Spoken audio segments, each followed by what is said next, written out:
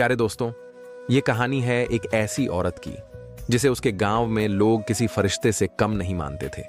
उसकी इबादत, उसकी नेकियाओं और मुहर्रम के महीने में उसका जुनून देखकर हर कोई उसकी तारीफों के पुल बांधता था। गांव के लोग उसे अपनी मुर्शिद, अपनी रहनुमा और अपनी मसीहा मानते थे।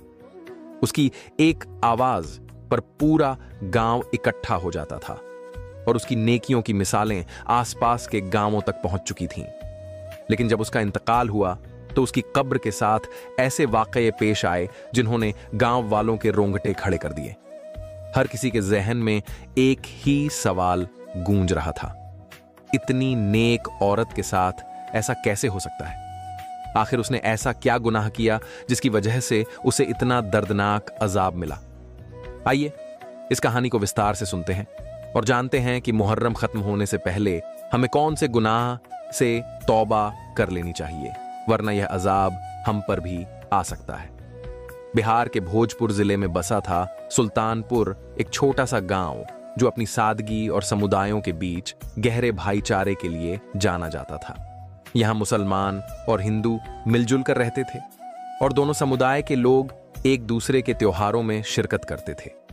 गांव के बीचों बीच एक पुरानी मस्जिद थी जिसके ठीक बगल में एक छोटा सा मंदिर था।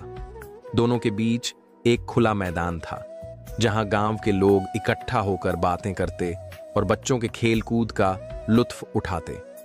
इसी गांव में रहती थीं बीबी सलमा, जिन्हें गांव वाले अम्मा सलमा कहकर पुकारते थे। बीबी सलमा की उम्र 60 के करीब थी। वह जवानी में ही बेवा हो गई थीं। उनके पति मिर्जा सईद एक छोटे से व्यापारी थे जो गांव में किराने की दुकान चलाते थे।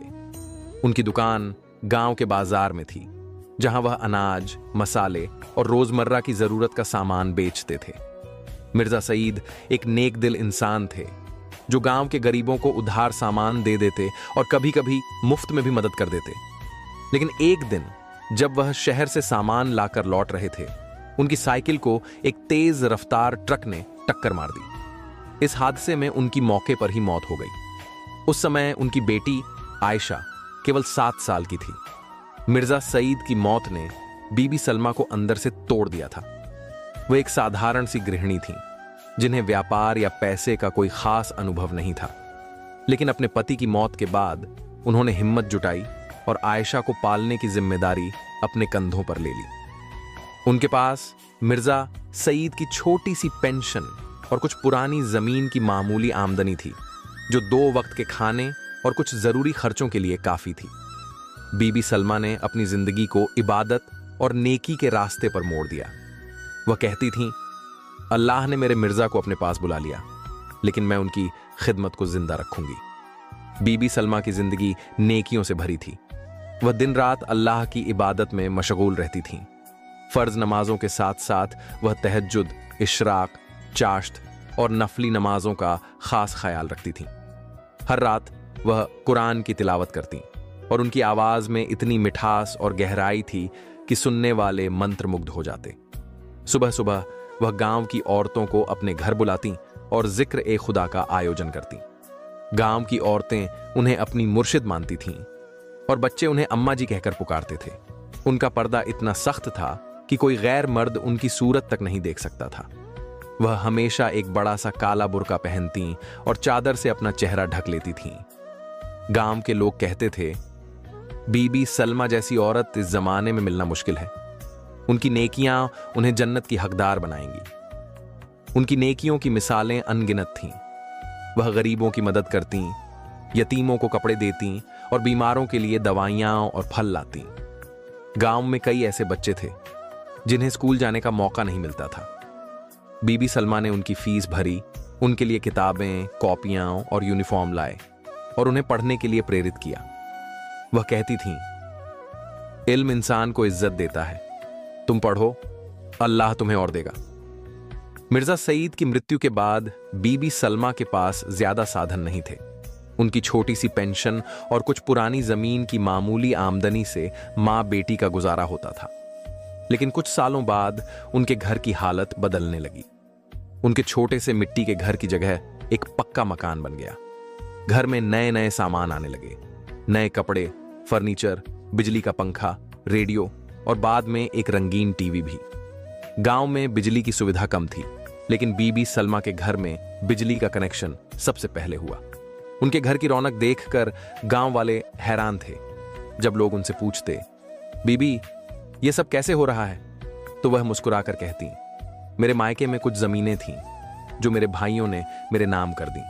अब उनकी आमदनी से यह सब हो रहा है। अल्लाह का करम है। गांव वालों को उनकी बात पर पूरा यकीन था, क्योंकि बीबी सलमा की नेकनामी पूरे इलाके में फैली थी। वह इस आमदनी का बड़ा हिस्सा गांव के गरीबों पर खर्च करती थीं। उनकी उदारता की मिसालें आसपास के गांवों तक पहुंच चुकी थीं। मुहर्रम का महीना बीबी सलमा के लिए सबसे खास था। जैसे ही मुहर्रम का चांद दिखता, उनका घर गांव की औरतों से भर जाता। वह औरतों में काले कपड़े बांटती और कहती, यह सोग का महीना है। इमाम हुसैन अलैहिस्सलाम की कुर्बानी को याद करो। इस महीने में खूब इबादत करो, रोजे रखो और अल्लाह को राजी करो। वह खुद 10 दिन रोजे रखती और इफ्तारी के वक्त गांव की सभी औरतों को अपने घर बुलाकर खाना खिलाती। उनके घर में दीगें बनती, जिनमें गोश्त का सालन, बिरयानी और रोटियां होती थीं। गांव का कोई भी गरीब ऐसा नहीं था जो बीबी सलमा के घर से भूखा लौटे। वह मुसाफिरों के लिए पानी की छबील लगवाती और कहती, इमाम हुसैन की प्यास को याद करो, पानी की कदर करो। मुहर्रम के दौरान उनकी महफिलें और भी भव्य हो जाती थीं। वह रोजाना इमाम हुसैन की शहादत की दास्तान सुनाती। उनकी आवाज में इतना दर्द और जज्बा होता कि सुनने वाली औरतें रो पड़ती। वह कहती, इस महीने में अल्लाह की रहमत के दरवाजे खुले होते हैं। जो इस महीने में नेकी करता है, अल्लाह उसे गैब से रिज्क देता है। देखो, अल्लाह ने मुझ पर कैसे रहम किया। मेरे पास कुछ नहीं था, लेकिन आज मेरे पास सब कुछ है। वह औरतों को जिक्र करने, वजीफे पढ़ने और नजर नियाज देने की ताकीद करती। बीबी सलमा ने गांव की औरतों के लिए एक छोटी सी मस्जिद बनवाई थी, जहां औरतें 5 वक्त की नमाज पढ़ने आती थीं। मुअज्जिन अजान देकर चला जाता और औरतें साफ सुथरे कपड़े पहनकर नमाज अदा करती। बीबी सलमा नमाज के बाद कुछ देर औरतों के साथ बैठकर जिक्र ए खुदा करती। वह तहज्जुद की नमाज भी बाकायदा पढ़ती थीं और कहती थीं, रात का आखिरी पहर अल्लाह से गुफ्तगू का वक्त है। इस वक्त की दुआ कभी खाली नहीं जाती। आयशा की चुप्पी और आंतरिक उथल पुथल बीबी सलमा की बेटी आयशा अपनी मां की तरह थी, लेकिन वह हमेशा चुप रहती थी। वह अपनी मां की हर बात पर सहमति नहीं जताती थी। जब गांव की औरतें बीबी सलमा की तारीफ करतीं, तो आयशा बस मुस्कुरा कर रह जाती। वह अपनी मां की महफिलों में शामिल तो होती, लेकिन उसकी आंखों में एक अजीब सी बेचैनी दिखती थी। गांव की औरतें उसे कहतीं, आयशा, तुम्हारी मां जैसी औरत दुनिया में कम ही होती है, तुम्हें उन पर फख्र करना चाहिए। आयशा जवाब में सिर्फ सिर हिलाती और चुप हो जाती। आयशा अपनी मां से बहुत प्यार करती थी, लेकिन वह उनकी कुछ बातों से सहमत नहीं थी।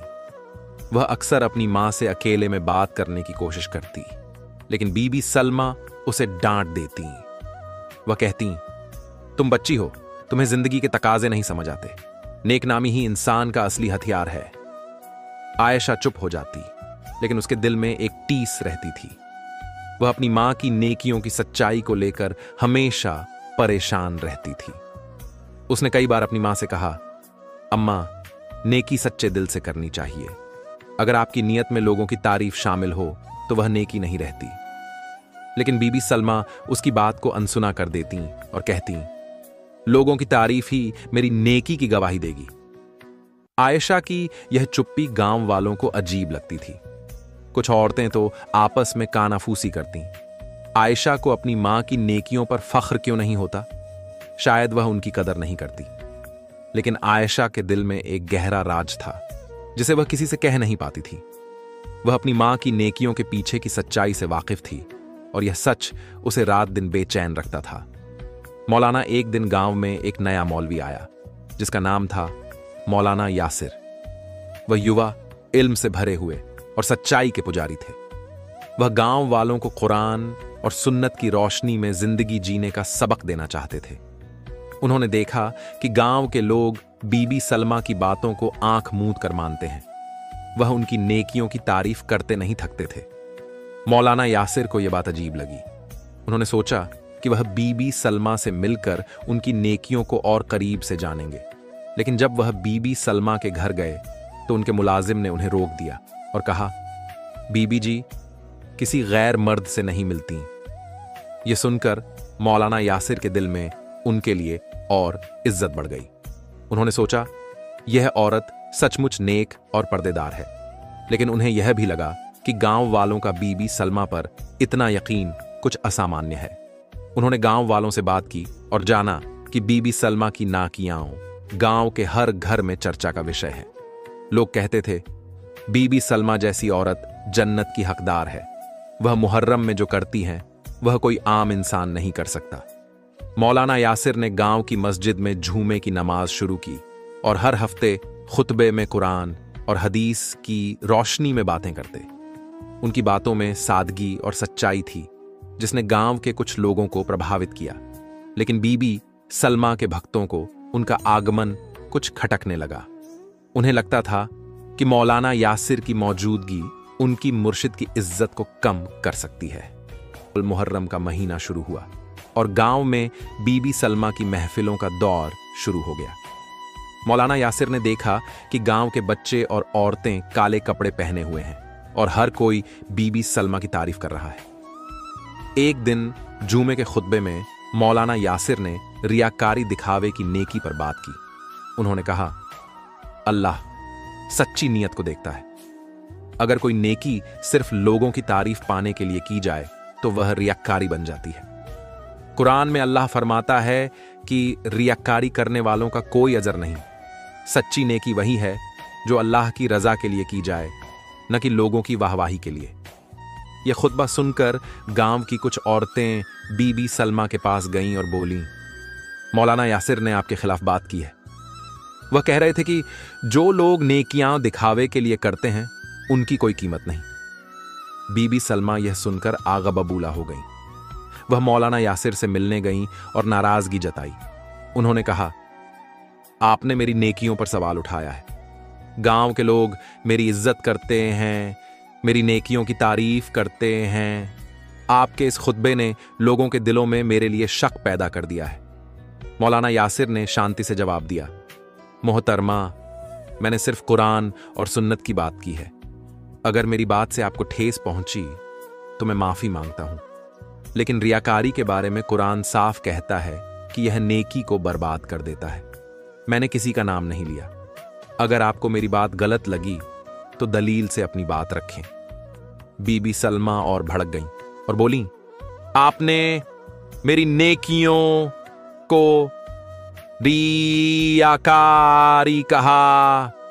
गांव के लोग जानते हैं कि मैं कितने नेक दिल से यह सब करती हूं। बीबी सलमा ने गांव की औरतों के बीच जाकर मौलाना यासिर की बुराई शुरू कर दी। उन्होंने कहा, यह मौलवी मेरी तरक्की और इज्जत को बर्दाश्त नहीं कर सकता। वह मेरी नेकियों को बदनाम करना चाहता है। गांव की कई औरतें उनकी बातों में आ गईं और मौलाना यासिर के खिलाफ हो गईं। वे कहने लगीं, बीबी सलमा जैसी नेक औरत को बदनाम करने की कोशिश हो रही है। हम उनके साथ हैं। गांव का माहौल तनावपूर्ण हो गया। कुछ लोग मौलाना यासिर के पक्ष में थे जो उनकी सच्चाई और इल्म की कदर करते थे, लेकिन ज्यादातर लोग बीबी सलमा के साथ थे। 9 मुहर्रम का मंजर मौलाना यासिर ने हार नहीं मानी। उन्होंने फैसला किया कि वह गांव वालों को सच्चाई समझाएंगे। 9 मुहर्रम को जब वह गांव में निकले तो देखा कि बच्चे और औरतें काले कपड़े पहने हुए हैं। पूछने पर पता चला कि ये कपड़े बीबी सलमा ने बांटे हैं। मौलाना यासिर ने बच्चों से पूछा, ये नए कपड़े तुम्हें कहां से मिले? बच्चों ने जवाब दिया, बीबी सलमा ने दिए हैं। वह हर साल मुहर्रम में हमें कपड़े देती हैं ताकि हम सोग मना सकें। मौलाना यासिर ने आसमान की ओर देखा और दुआ मांगी, या अल्लाह, इन लोगों को हिदायत दे। इन्हें समझा कि असली नेकी क्या है। काले कपड़े पहनने से अल्लाह राजी नहीं होता। सच्ची नीयत और दिल से की गई छोटी सी नेकी भी अल्लाह को पसंद है। उस दिन बीबी सलमा ने गांव में और भी ज्यादा दीगें बनवाई थीं। गांव के हर घर में खाना पहुंच रहा था। कोई भी ऐसा घर नहीं था जहां चूल्हा जला हो। सब लोग बीबी सलमा के घर से खाना खा रहे थे। वह खुद रोजे की हालत में थीं, लेकिन फिर भी गांव वालों की खिदमत में लगी थीं। लोग उनकी तारीफ करते नहीं थक रहे थे, लेकिन मौलाना यासिर के दिल में एक शक पैदा हो रहा था। उन्हें लगे ऐसा कि बीबी सलमा की नेकियां शायद उतनी खालिस नहीं जितनी दिखती हैं। 10वें मुहर्रम की रात को बीबी सलमा अपने घर में महफिल की तैयारियां कर रही थीं। वह गांव वालों के लिए दीगें बनवा रही थीं और उनका घर मेहमानों से भरा था। अचानक उन्हें सीने में तेज दर्द हुआ। वह जोर से चिल्लाईं और उनकी बेटी आयशा दौड़कर उनके पास आई। आयशा ने देखा कि उनकी मां का चेहरा पीला पड़ गया है। वह घबरा गई और पड़ोसियों को बुलाया। गांव वालों ने मिलकर उन्हें अस्पताल ले जाने की कोशिश की, लेकिन रास्ते में ही बीबी सलमा ने दम तोड़ दिया। गांव में शोक की लहर दौड़ गई। लोग रोते हुए कहने लगे, इतनी नेक औरत थी, मुहर्रम में इतना एहतमाम करती थी, फिर भी उसकी मौत ऐसी हुई। आयशा अपनी मां की मौत पर फूट फूट कर रो रही थी। गांव की औरतें उसे चुप कराने की कोशिश कर रही थीं, लेकिन उसका गम कम नहीं हो रहा था। मौलाना यासिर को जब यह खबर मिली तो उन्होंने गांव वालों को समझाया, मौत अल्लाह का फैसला है। यह नेकी की निशानी नहीं कि कोई मुहर्रम में मरे। असली नेकी दिल की सच्चाई में है। लेकिन गांव वालों का गुस्सा उन पर फूट पड़ा। उन्होंने कहा, आप बीबी सलमा के खिलाफ थे और अब भी उनकी तारीफ नहीं कर रहे। मौलाना यासिर चुप रहे। उन्होंने अपने दिल में दुआ मांगी, या अल्लाह, इन लोगों को हिदायत दे, इन्हें भलाई और बुराई में फर्क समझा।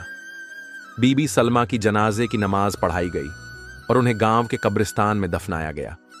लेकिन उस रात गांव में कुछ अजीब हुआ। आधी रात को औरतों की चिल्लाने की आवाजें सुनाई दी। मौलाना यासिर मस्जिद में तहज्जुद पढ़ रहे थे जब उन्हें ये आवाजें सुनाई दी। वह मस्जिद से बाहर निकले तो देखा कि गांव के लोग अपने घरों से बाहर आ गए हैं। हर कोई घबराया हुआ था। कुछ औरतों ने बताया कि उन्होंने ख्वाब में बीबी सलमा को देखा, जो आग की लपट्टों में घिरी हुई थीं और चिल्ला रही थीं, मुझे इस अजाब से बचाओ, मैंने गुनाह किया है। गांव वाले हैरान थे। वे सोचने लगे कि ऐसी नेक औरत को ऐसा अजाब क्यों मिल रहा है।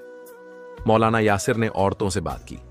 हर औरत का यही कहना था कि उन्होंने बीबी सलमा को ख्वाब में देखा, जो बहुत तकलीफ में थीं। वह रो रही थीं और कह रही थीं, मेरी बेटी आयशा से कहो कि मेरे लिए सदका ए जारियां करे। मेरे गुनाहों की वजह से यह आग मुझ पर बरस रही है। मौलाना यासिर सोच में पड़ गए। उन्होंने फैसला किया कि वह आयशा से मिलकर सच्चाई जानेंगे। लेकिन उस वक्त आयशा की तबीयत खराब थी। उसे तेज बुखार था और वह अस्पताल में थी। गांव वाले उसे अपनी मां की जुदाई का गम मान रहे थे। अगली रात फिर वही ख्वाब कई औरतों को दिखा।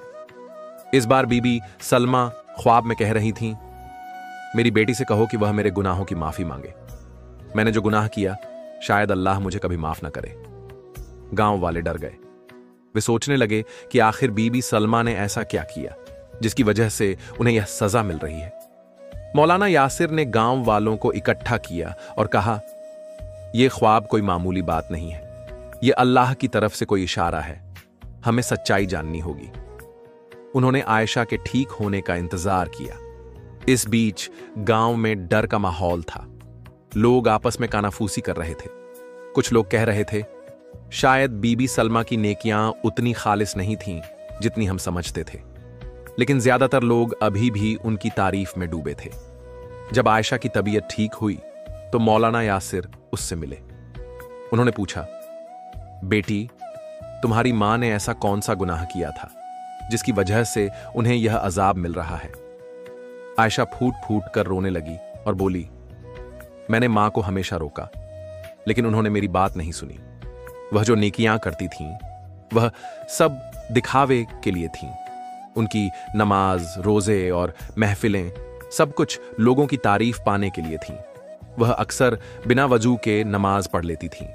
मैं टोकती थी तो कहती थीं, लोगों को क्या पता कि मैंने वजू किया या नहीं, वे तो बस मेरी इबादत देखेंगे। मैं कहती थी कि नमाज अल्लाह के लिए पढ़ी जाती है, न कि लोगों के लिए। लेकिन मां नहीं मानी। आयशा ने आगे बताया, सबसे बड़ा गुनाह यह था कि वह जिस आमदनी से यह सब करती थीं, वह हराम थी। मां ने एक यतीम लड़के की जमीन हड़प ली थी। उस लड़के को धमकाकर चुप करवा दिया था कि अगर उसने कुछ कहा तो उसे बदनाम कर देंगी।